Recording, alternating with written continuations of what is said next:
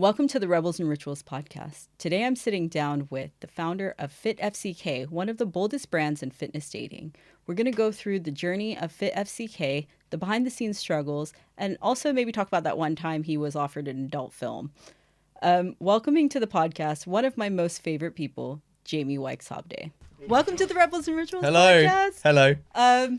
So I guess we should give people some background. So you and I, and I actually looked at the date today, which I think is October 20th, have known each other for exactly 11 years. 11 years. Jesus. Yeah, that's so wild. We met October 2014. Yep. Is like when I started my fitness journey. Train to gain fitness. and I had that like crazy transformation. Yep. And that was October 2014. I mean, I rinsed that transformation on my website and socials for like so many clients. I saw it on your LinkedIn the other day. Yeah. No, I put it there. I mean, it was so funny because, again, on the way, I was on the phone to my dad about this, and he was like, "Is Daisy, that's the first client you had, yeah?" And I don't know how I word this correctly, but like I said to him, I was like, I literally built the PT business like from Daisy. Yeah, like, I tell everybody I'm your good luck charm. 100%. I take all the credit for all your success from that moment onwards. But like that was where it all started, and then the competing stuff, and yeah, it was amazing. I look back on that stuff so like fondly, like literally running to Hounslow from Twickenham when the train was down, taking my bike on the train and then cycling over. Down. This is before Uber was so popular, I think. Yeah. And it wasn't like, it was expensive. And I was a skin student. Yeah. So like, and then I remember it was so funny because you'd refer someone and I'd be like, great, right, where are they based? You'd be like, just over there. Yeah. And at one point it was literally training the whole road. Yes, it literally was. Best. It was like all of our friends, all of our family. Because everybody was like I was trying to have kids, but everybody was trying to get married. Well, like I always say, it's like the training helped you have a kid, right? It did. Imagine me trying to say that in a professional sense. Well, like, I helped Daisy have a kid. What? I'm gonna sure this guy would fly over and punch me. Do you know what I mean? The funniest thing is my older daughter, so the one I was pregnant with towards the end of our training, Junie, has green eyes. Right. So when everybody's like, where did Junie get her green eyes? No, blue. Like, I'm blue, brother. Blue. No, I literally go, my personal trainer.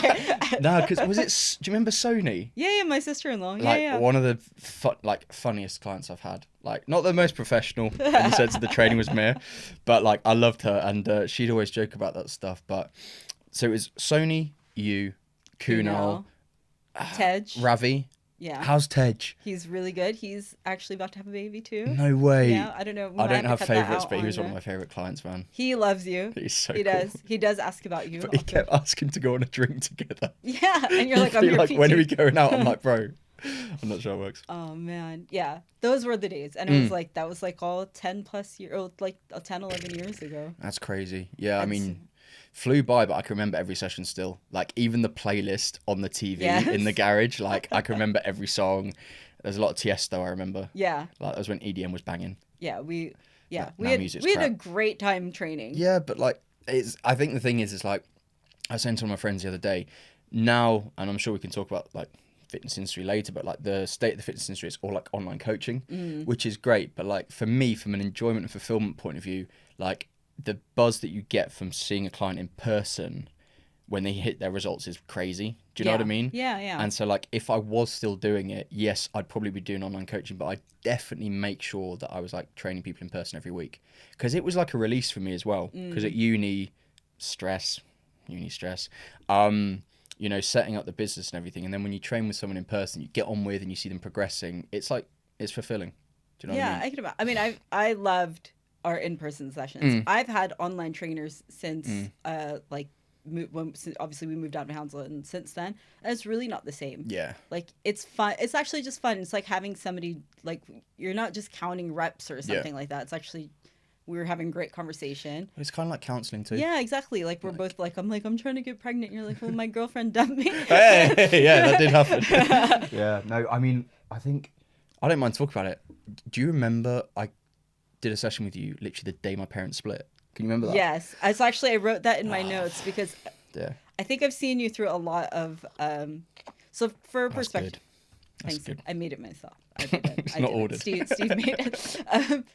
I've seen you, like, just like you've seen me, kind of through some of our best and some of our worst times that we went through together. You're about 10 years younger than me. Also, happy birthday, belated. Thank you. Yes. Trying to keep that on the low, the older I get, but thanks. It's going on the internet. And so you were like turning 20 as I was approaching 30. Mm-hmm. I think it was like, I think you actually turned 20 the week we started training, something like that. Yeah, I mean, yeah. Yeah, I hope. Would have been October time, so it's yeah, like... I think so.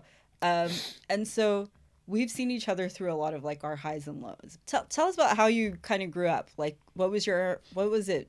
Who was young Jamie? I kind of know you at 19. You were still pretty young. Yeah. But what was like 15-year-old, 14-year-old Jamie like? Yeah, I mean, like, I've never tried to pull the whole, like, I've come from nothing card. Like, I had a very privileged upbringing. You know, I think the thing that I'm happiest about, my parents most proud about, is that I've loved my education system, which is so rare. Like, I loved primary, I loved secondary school, I loved university, my PT qualification, I loved doing that.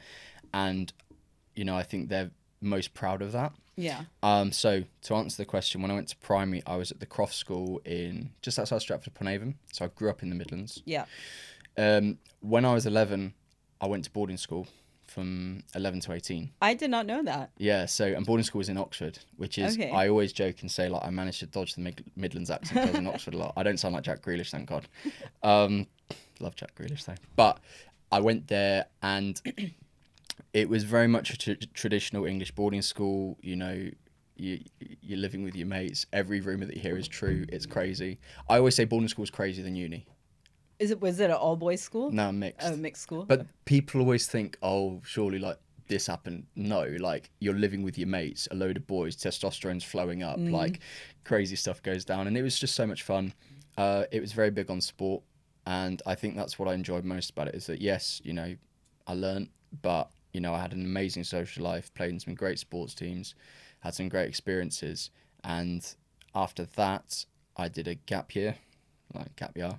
Where I went to Thailand, South Africa, and Australia. Yeah. In South Africa, I worked on a game reserve. That was pretty cool. I remember. Australia, I went to play rugby. My best mate ended up coming out. We enjoyed the nightlife too much. Forgot about rugby. And then Thailand was just experience in Thailand, really. And then I went to uni in St. Mary's, Twickenham. And that's when I started my PT business. I remember you telling me a story about rugby. It was not that you partied and missed out on rugby, but it was actually that you didn't like make the team because you weren't a big guy to play rugby. Yeah. And that's sort of where your fitness bug came into play. Let's talk about that a little bit. Yeah, so I've always said I've never been the most talented at things, but I've always worked the hardest for sure.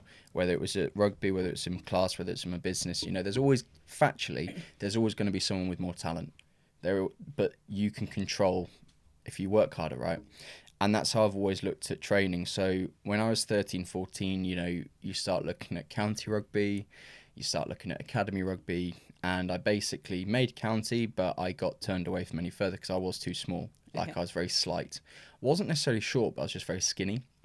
And so around 13, 14, I got into the gym, classic, you know, training in your parents' garage, dumbbells, barbell, mutant mass after every workout because that's going to make you massive. And you know, it helped in the sense of when I got to first team level, which is like 16 to 18, I'd put on some size and I made the team, which was great.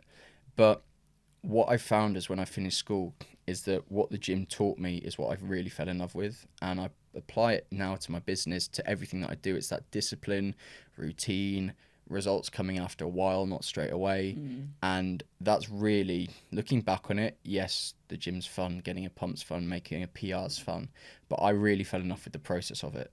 And so, you know, that helped on a fitness level, but I've genuinely carried that message throughout my whole life now. How important is, or maybe not how important, but what is the correlation between fitness and like mental health, especially for guys? Huge, massively, because like for me, I've always been, I wouldn't say perfect with my mental health because everyone goes through struggles because we're all humans, right? And I'm a big advocate of that, is that like what people are going through is normal sometimes, right? But what I do feel is that if you're at one with yourself, you go through life a lot better.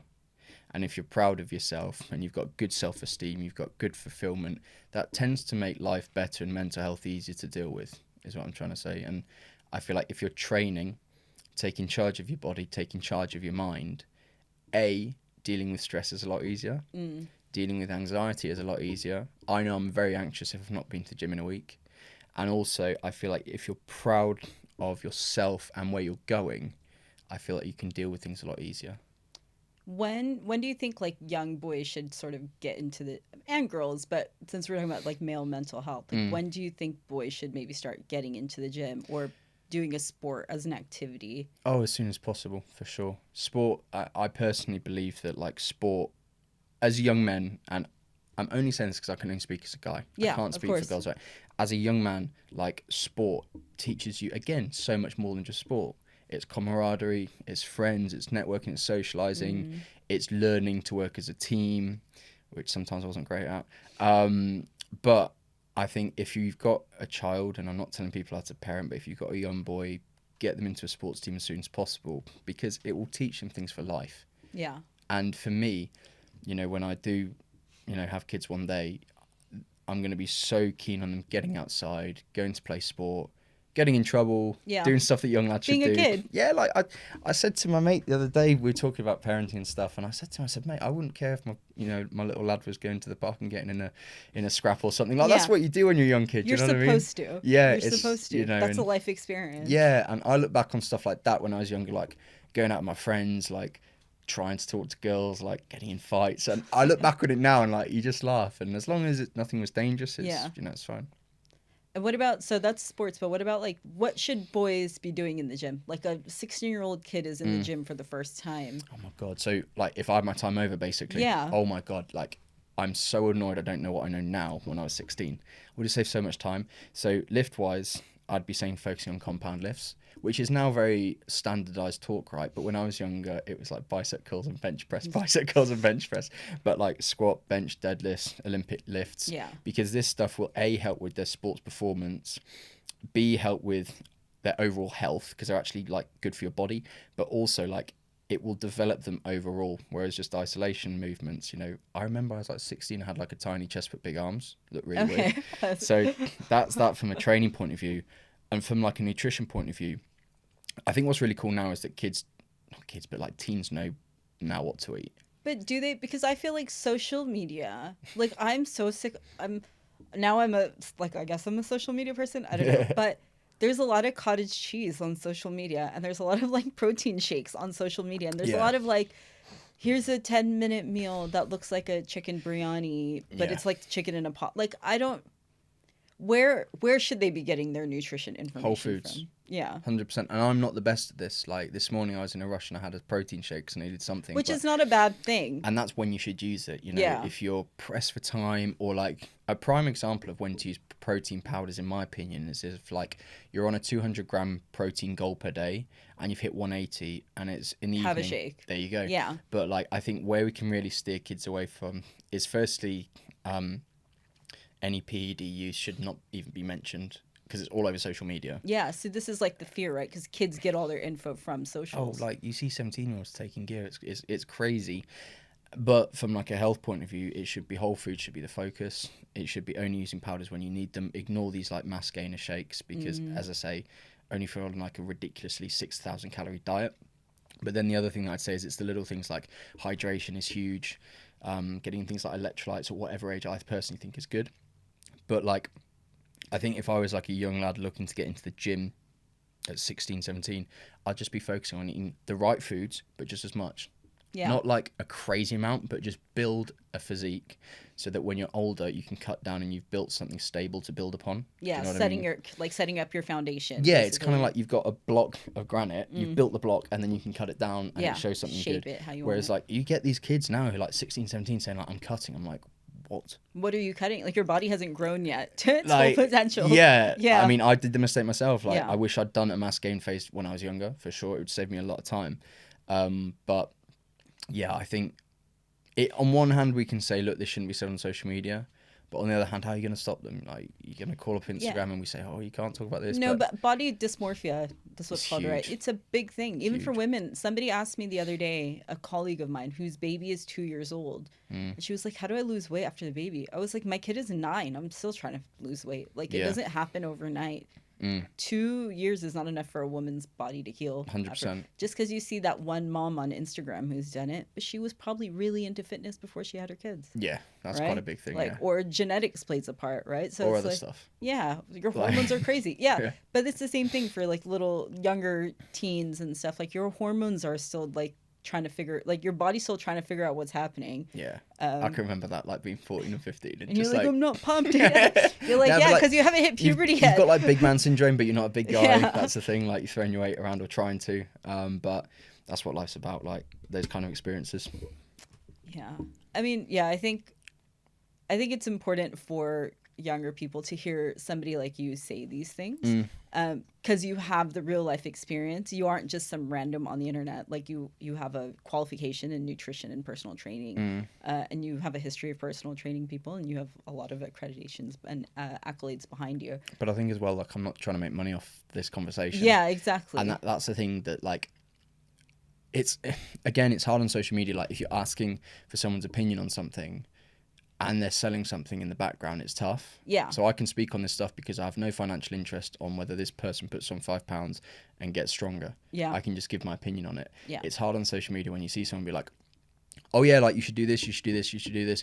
Oh, and if you want the final secret, sign up to my coaching, or like buy this product, or buy this like generic plan for $25. Do you know what I mean? Yeah. And it's like, I get it, everyone's got to make a living, I get that, of course, but like, I think that transparency is definitely lacking on socials. Do you know what I mean?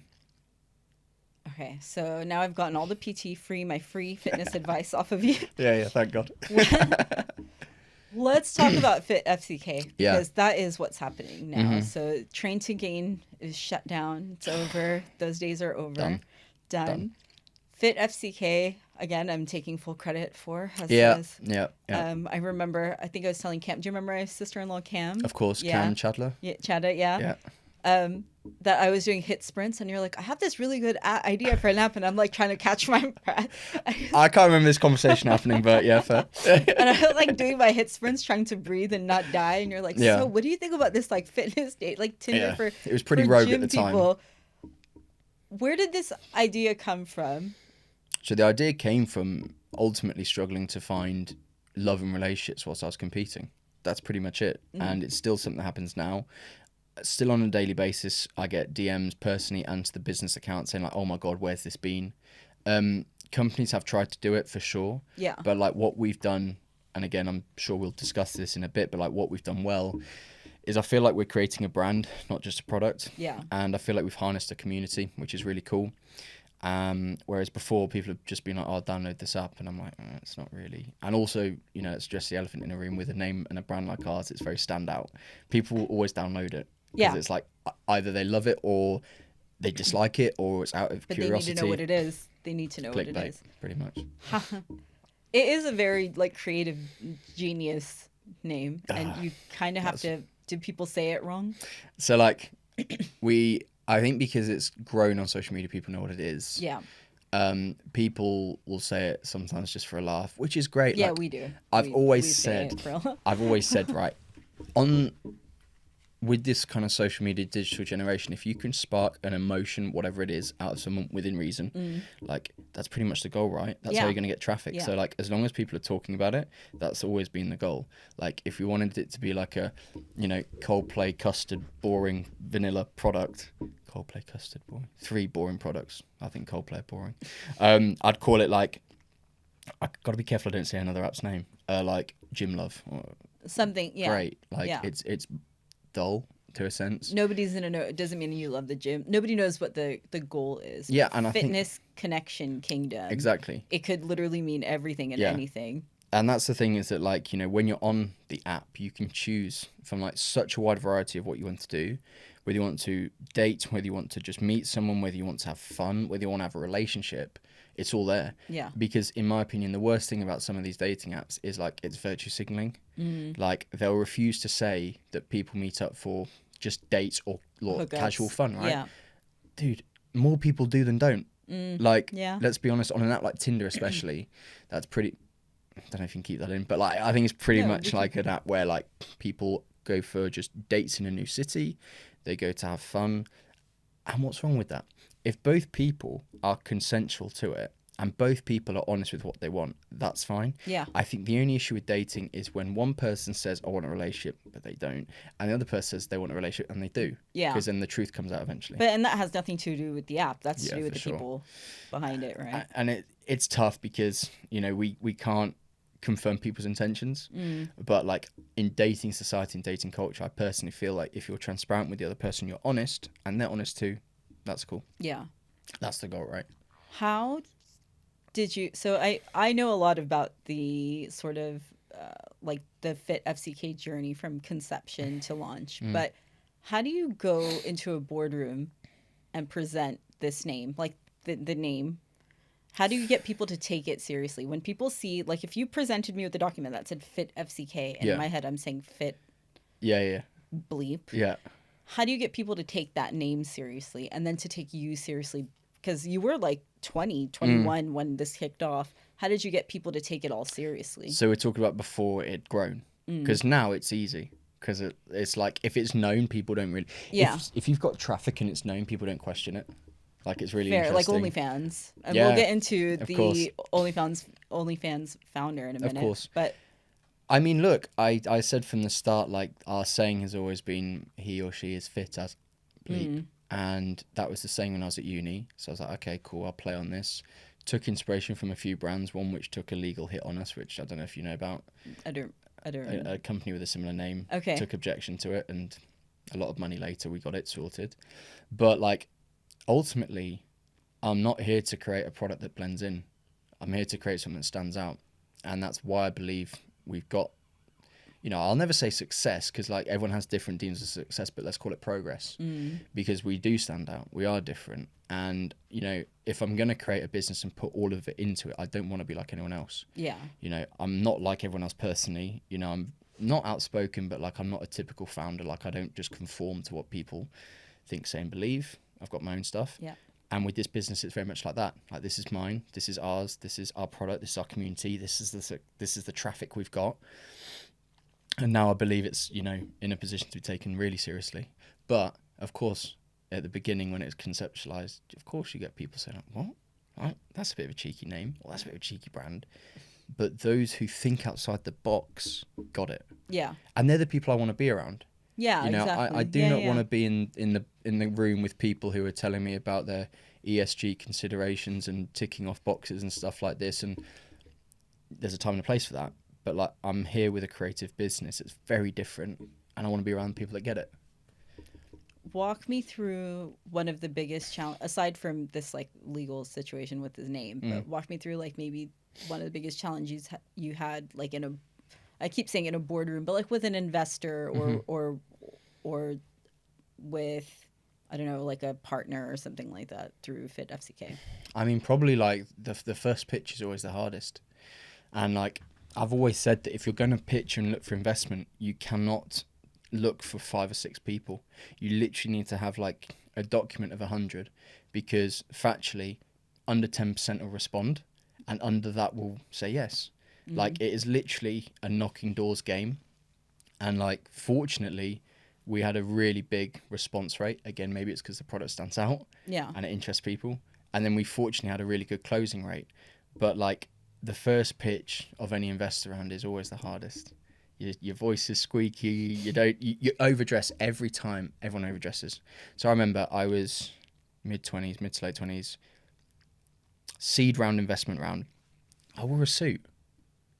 Is that not normal? It's a fitness app. Okay, so you have to dress what you're representing. Yeah, and like, again, something I'm very big on is authenticity, right? That's not me. Like, I never wear that. Like, I'd go to a pitch wearing this because this is me. This is, you know, if you're going to invest in me, you're going to see me wear this, right? Yeah. If you're going to invest in me, I'm not going to come to you and see you in a suit every time. You're not the right investor if you want that. So again, the first pitch was the hardest. You just do everything wrong. But again, like, you look back on it and the no's you look back on more fondly than the yeses. And like, the funny stories of investors genuinely telling me to F off because I've gone into their office. That happened once. Oh no! I Tell us about it. I thought that was what you're meant to do. Like I go in my suit, I've got my deck and printed off, and maybe I'm slightly old school, but like I knocked on the door, walked past the PA and put my deck on his desk, and he said, "What the F are you doing?" You watch too much Suits. Oh, but if there's one thing for sure, he knows what the business is, and he'll always remember me. Yeah. And again, and the guts it took to just do that. Yeah, and like at the end of the day, yes, this guy's made a load of money, but we're both human. We're both blokes. Like, why should you be scared, right? Yeah. And I'd far rather do that. And me and this guy still talk. Okay. Would we still talk had I have sent him a generic formal... ChatGPT email? Good point. So you have to be ballsy. You have to be gutsy. Yeah, I mean, again, the OnlyFans investor. Yeah, let's talk about this. Tim is the GOAT. Like the GOAT. I hope he views me as his little brother. I view him as a big brother. That's sweet. But like, if there's one guy who's like, you know, again, like, say what you want about the product, right? But it's worth 10 billion reportedly right now. Yeah, and he made that from his kitchen. And in my opinion, you get so many people talking about, you know, generational businesses, Gen Z businesses, and like some of the ones that I hear referenced aren't a fraction of OnlyFans. And of course, people are going to be less talkative about OnlyFans because of what it is. But like, you know, the numbers that they've done, like to be featured in a Beyonce and Cardi B song, organically, that wasn't paid. Like that is insane.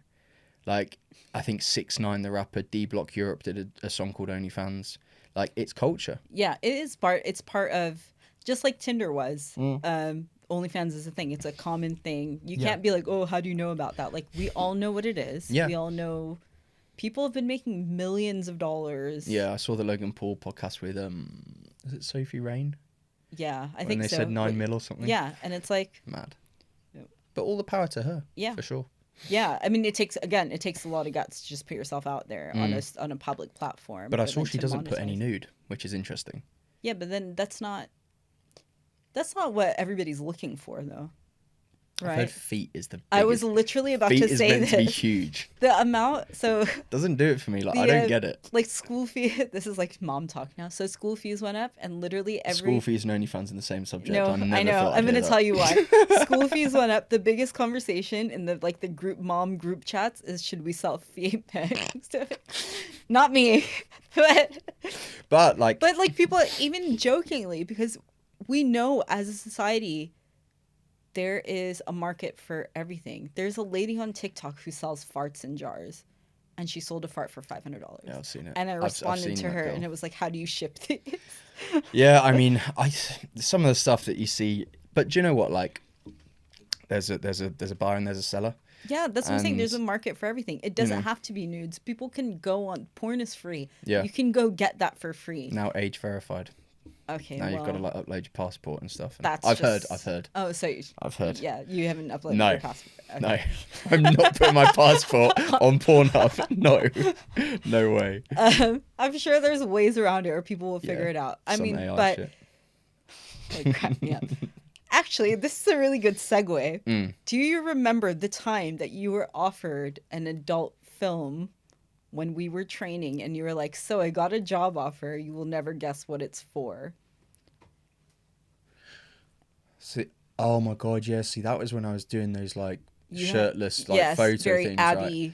Yeah, oiled up I mean, photos. I don't remember the specific one, but I remember there was a lot of weird inquiries. And now, like when some of my management clients message me about weird inquiries they've had, I'm like, I've been there, son. Been there, done that. I've been there, buddy. Yeah, that was. But like at the end of the day, you know, some people want to do that stuff. It's a but big industry. I'd always had a goal that I want to run my own businesses, and I've always thought, when it's on the internet, it's there forever. Yeah. And I want kids. I don't want my kids to see me with my, you know, thing out. I don't want my wife to. And like, ultimately, I think something that's really lost in today's generation is the ability to think long term. Everyone wants it now. Everyone wants to be a millionaire now. Factually, won't happen. Right.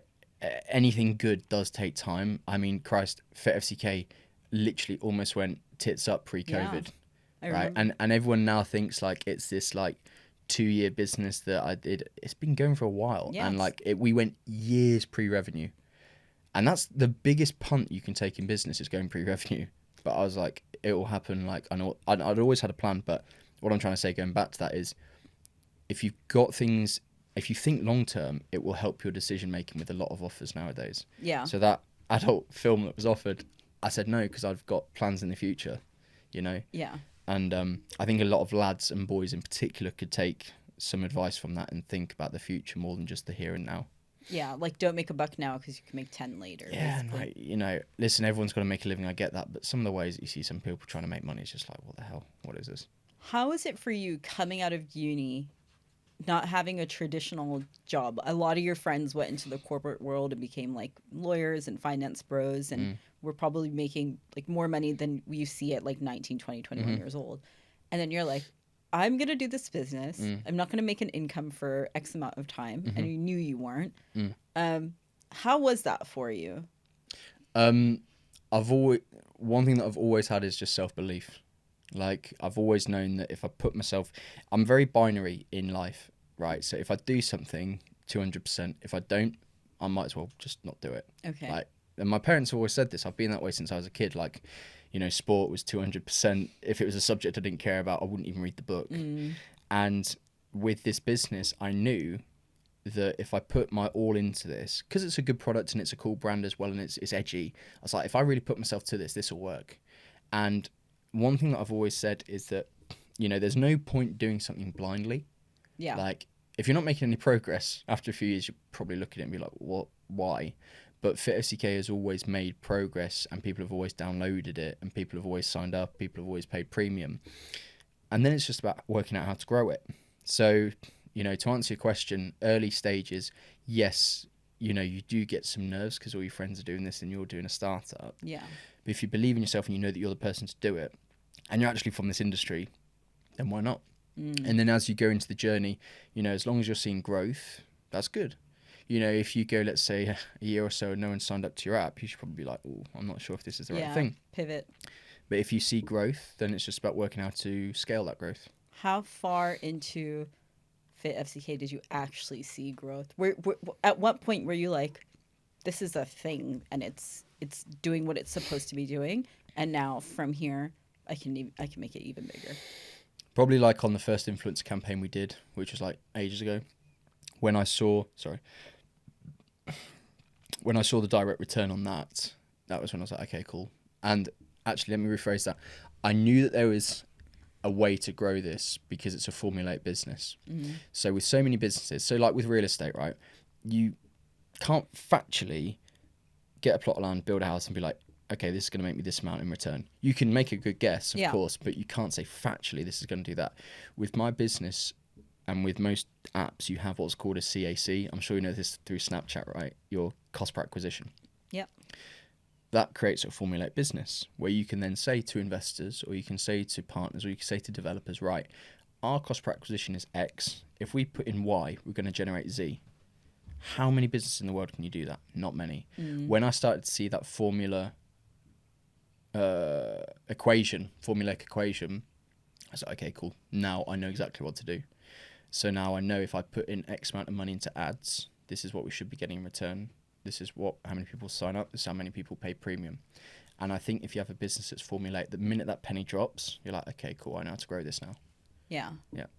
And then what do you think?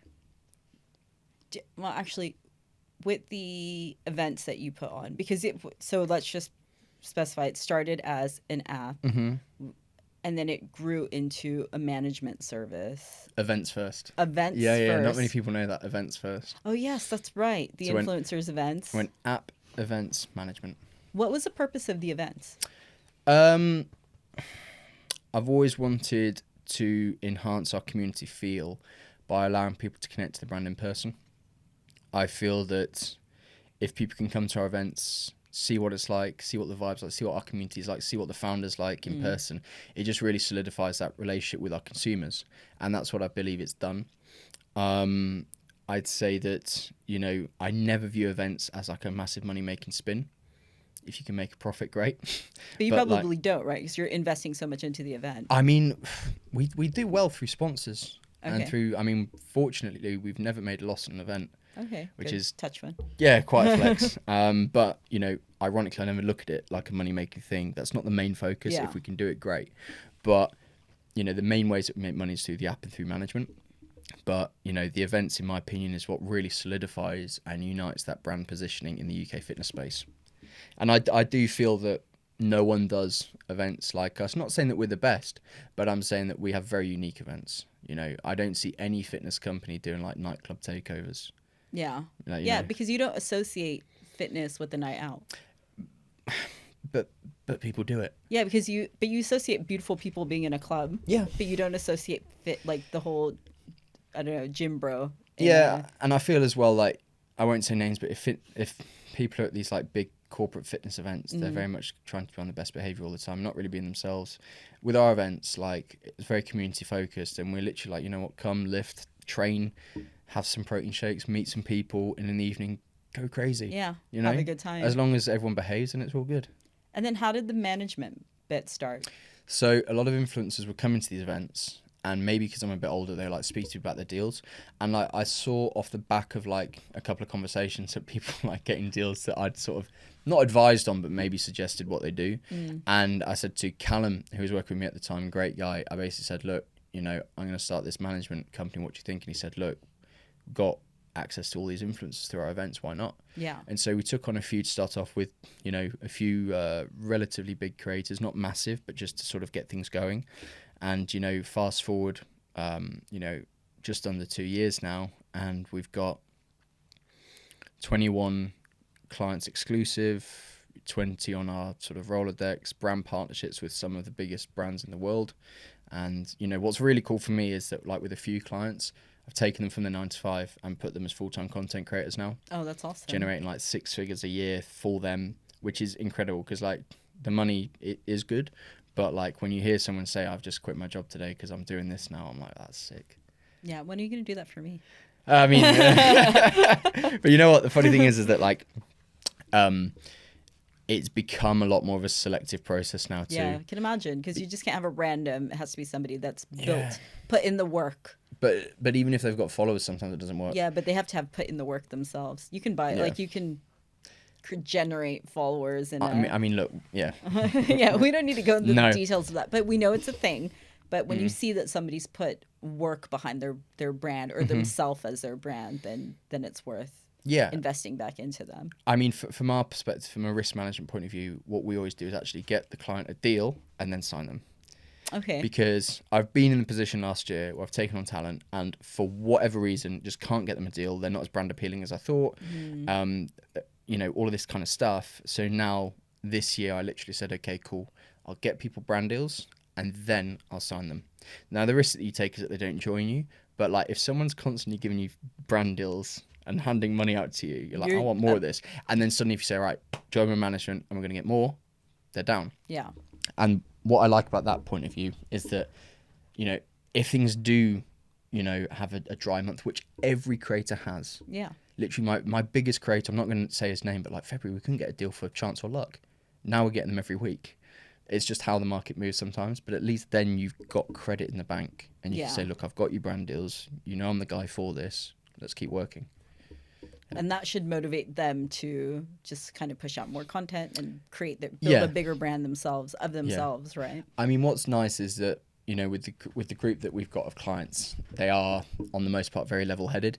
And, you know, for example, if a few weeks pass and, you know, I can't get them a brand deal or, like, they're not getting any deals, it's kind of like a team effort. I'm saying, like, right, we're going to do this our end. You try this form of content your end. Fortunately got invited to that Instagram Partner Summit recently. Oh, yeah. Got given a load of tips as to how people can build their Instagram pages. So give them tips like that.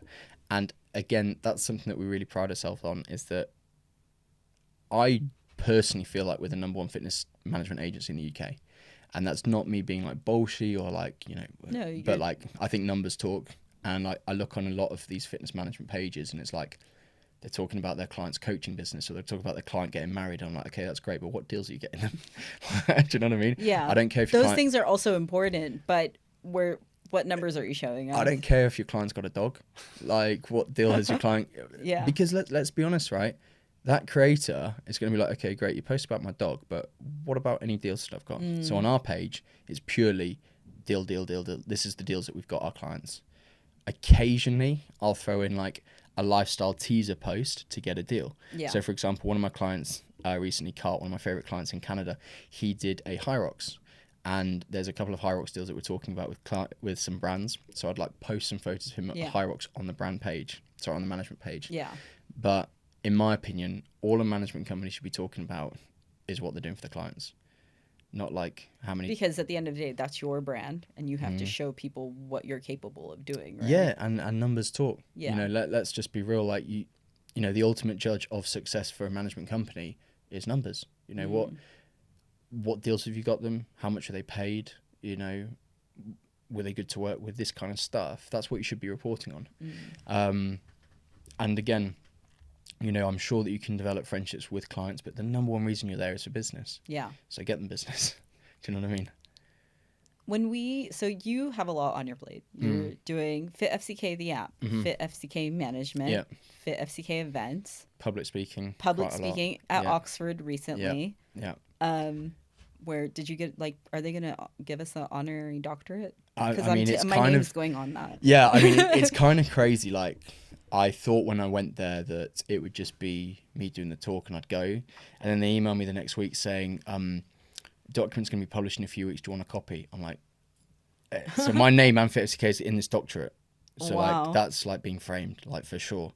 That's amazing. I said to my parents, like, I think I got like I'm not even going to say what grade I got for it. I got a degree. I got a degree, right? But I didn't get a doctorate and I didn't get anything impressive. So I guess that's kind of like a cool full circle moment though. And it goes to show people that, like, with education, you don't need to go down the traditional route to get into that circle. Does that make sense? Yeah. But although we did say in the beginning, education did play a huge part in your life in the early days. Yeah. But now with things changing in the world, it's not like, if you're not good at school, it doesn't mean you won't be good at business, or you won't be good 100%. at networking, or you won't be good. Like, there are so many avenues. I mean, a lot of people have a different view on this to me, but like, me and my dad were talking on the weekend, and we have a firm view that, like, for business especially, the most learning that you can do is out there. Yeah. 100%. So like, when I was doing my first investment round, I literally, you know, Curzon Street, Mayfair. Yeah. Like, it's got that big cinema. It's by the Mayfair Hotel. Again, suited and booted, suitcase. What the fuck was I doing? But I was literally just knocking on doors and saying, "Do you want to invest in my company?" Wow. And like, through those interactions, I learnt more than I did in some modules at uni. I'm not saying all, because I did learn at uni, but like some modules at uni, they don't teach you that. Yeah. You know, you don't learn about how to negotiate. You don't learn how to close. And in my opinion, that's another thing. You see a lot of people talking today about sales and closing. It's like, it's very much like the trendy thing. There's a lot of like, courses on yeah, this. Yeah. Of course. The biggest courses out there. Yeah. Fail and learn. Yeah. That's it. And so, you know, now, I would say that if people are looking to learn about business, as hard as it is to say, go out and learn. Yeah. Like, the books will teach you a lot, but not that like real life application. You have to throw yourself into the deep end. And you have to be tough. That's like another thing, is that, like, when my friend the other day was saying he's going to start a company, I said, "Mate, you got to be ready." He said, "What do you mean?" I said, "Well, all the TikTok videos, all the Instagram videos you see of people rolling around in Rolexes in Dubai, that's not it." I said, "It is a horrible, at times it's a horrible, there are horrible moments that you'll have. But I always say the highs are like nothing. Like, you won't experience anything like that. When you achieve something you've worked towards, it's like beyond drug-like. I've not touched a drug still, but it's what I'd imagine. It's beyond drug-like. But for every high, there's about 5 lows. And you just need to stay on the mountain and keep climbing. But climb with strategy.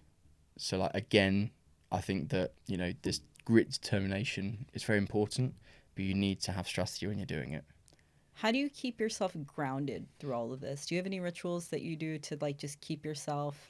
Because when you're in those highs but you have to bring yourself back to reality sometimes. How do you keep yourself grounded? I mean, it becomes a lot easier when you realize 2 things. Firstly, when you realize how small we are on this planet. When you realize we are literally specks on this planet. There's billions of other people like me. That's it. I think patting yourself on the back is important. You know, go out, have a burger, have a, you know, 1 drink, not too many, and celebrate, but then the next day right back to it. And I think it's really important that when you've achieved something, embrace it and be present, but don't be one of those guys who bathes in it for months. You know, move on. What's next? It should always be what's next once you've accepted what's just happened. And then I'd say that the other thing is that when you realize that business is very much like a game, Like, it's very similar to a video game. And like, I know that sounds weird and cringe, but like when you grasp that and you realize that most of it you're playing the game, that's it. You got to go to the next level. You know, you don't want to. You can't just stick around this level. You'll eventually. It's like, it'll eventually die when out. did you ever see Mario just stood still? Mario's always going forward. Yeah, he is, and he's jumping up those boxes. Yep. That's what it is. Yeah. And so I think, you know, not taking it too seriously, not taking yourself to the big I am, and always just keep moving. Because, you know, I see it so many times, you know, guys in their like 70s talking about the glory days. I'd never want that. I'd want the glory days to be when I'm 70. Yeah, actually, that's my next question. So, like, let's fast forward to like 70-year-old Jamie. What do you want to be reflecting on in that moment? So you're 70, you're looking back, and you just said now that you want those to be your glory days. What do you want that to look like? I still want to be doing when I'm 70. Like, I want to be doing this for as long as I can, because, you know, I enjoy it. I enjoy building businesses. I'm not just going to say business, because I'm not interested in every business. You know, people often get offended, but like, if I'm not interested in the business and I'm not involved, I'm very boring to talk to. I'm like, what am I doing here? Yeah. But if it interests me and I feel like I can add value, like I'm all in. So I want to be doing that when I'm 70. You know, I want to have like a portfolio of companies. I want to have had, you know, successful exits, and I'm not going to be one of those guys who just falls into stuff because it's the norm. You know, I'm not going to. Everyone in the UK, especially, they'll make a bit of money and be like, I'm a property boy now. Yeah. I don't know much about property. I want to have some, but I'll get someone managing it for me, because that's not my bag. Yeah. You know, I think the main thing that I'd want to say is that when I'm 70, I'd love to be doing businesses that I enjoy still, and not being forced to do businesses just because it makes, for the sake of it. Makes a bit of money. I'm not sure about that. I think the money follows purpose and passion. Purpose and passion don't follow money. How do you measure success? It's individual to every person. But how do you personally measure success? Fulfillment, for sure. Listen, I'm not going to be one of those guys who says money and numbers don't matter. Of course they do. That's business. Yeah, that is business. Yeah. If you've had like a 20-year loss-making company, but you feel fulfilled, I'm not sure that's success. I think that the main thing for me is, you know, if I'm doing something that fulfills me every day and I've got a purpose and a passion, that to me is the most important thing. I don't think you can define success as one thing. Yeah. Because I don't think it's just money. But in another sentence, money is part of success. It is. You know, if you see someone who's exited a company for 5 billion, you're like, that's pretty successful.